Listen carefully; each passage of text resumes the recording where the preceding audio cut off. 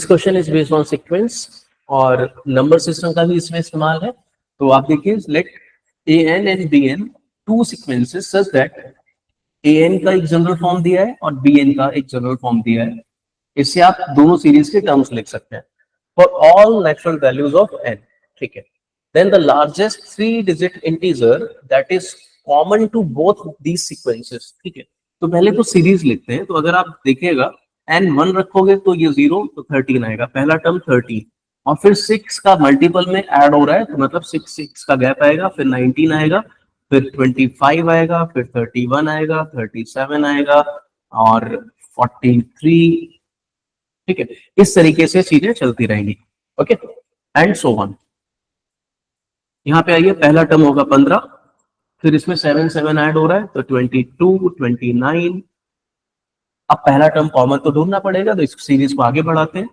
तो यहाँ पे 7 और ऐड करिए तो 36, देन 7 और ऐड करिए तो 43।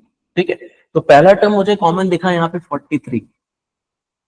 अगला टर्म कॉमन क्या आएगा? इस सीरीज में 6 का गैप है, इस सीरीज में 7 का गैप है। तो जब आप 6 के 7 मल्टीपल्स ऐड कर देंगे या 7 के 6 मल्टीपल्स ऐड कर देंगे, या मैं कहूं आसान भाषा में कि 6 और 7 का प्रोडक्ट 42 जब दोनों सीरीज में ऐड होगा तो अगला कॉमन टर्म आएगा। तो मैं कॉमन टर्म्स अगर लिखूं, कॉमन टर्म्स 43, देन 42 ऐड होगा तो 85, एंड इस तरीके से सीरीज चलेगी। ठीक है, इसमें भी आपको लार्जेस्ट 3-digit इंटीजर चाहिए। अब पॉइंट एक चीज और है यहाँ पे कि इस सीरीज में जब आप आगे बढ़ोगे तो एक तरीका तो ये है कि आप इसी को बढ़ाते चले जाइए और लास्ट में आपको मिल जाएगा, या इसका भी जनरल फॉर्म लिख लीजिए। ठीक है, और उसमें जनरल फॉर्म कैसे लिखेंगे? देखिए, 43 फर्स्ट टर्म है कॉमन टर्म में और 42 ऐड हो रहा है, तो 42 के लिख सकते हैं, वेयर के is 0 for first term, for 1 लिखेंगे तो सेकंड टर्म आएगा, इस तरह से चल रहा है। राइट, तो दिस इज कॉमन टर्म का जनरल सीरीज। ठीक, अब यहां से दो तरीका निकल के आता है कि आप के की वैल्यू सोच ले, 1 2 3 4 5 6 7 8 9 10 जो भी व्हाटएवर, और फिर ऐड कर दें, आंसर आ जाएगा।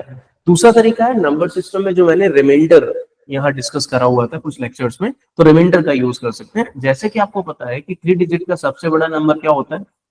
999। ठीक है, तो आप अगर आप बात को गौर से समझे तो हो ये रहा है कि इसमें 42 से डिवाइड करेंगे तो 43 रिमाइंडर आएगा। आप में से कुछ लोग कहेंगे 43 कैसे आ सकता है?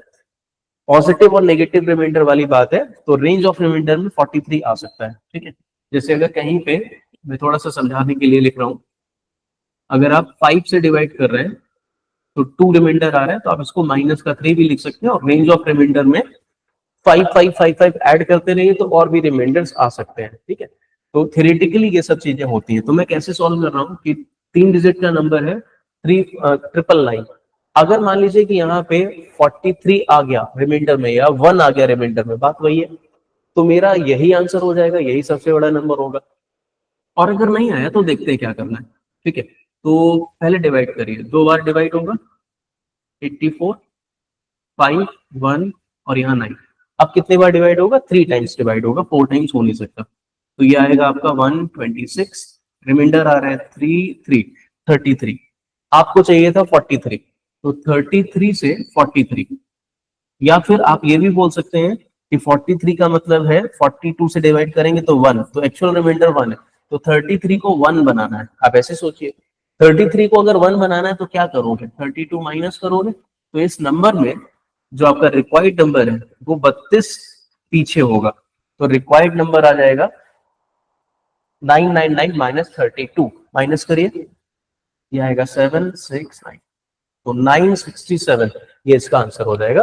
तो यहां मैंने जो बात सिखाई आपको, ये आपको सीखनी है, प्लस ये सीक्वेंस किस तरह से बन रहा है, जनरल फॉर्म कैसे बन रहा है।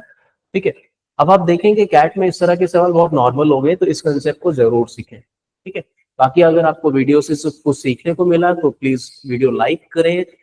ठीक है, लाइक करने से और रिकमेंडेशन बढ़ेगा, इससे हमारी हेल्प होगी। सब्सक्राइब करें और लोगों तक शेयर करें, जितने लोगों तक कर सकते हैं। Thank you so much.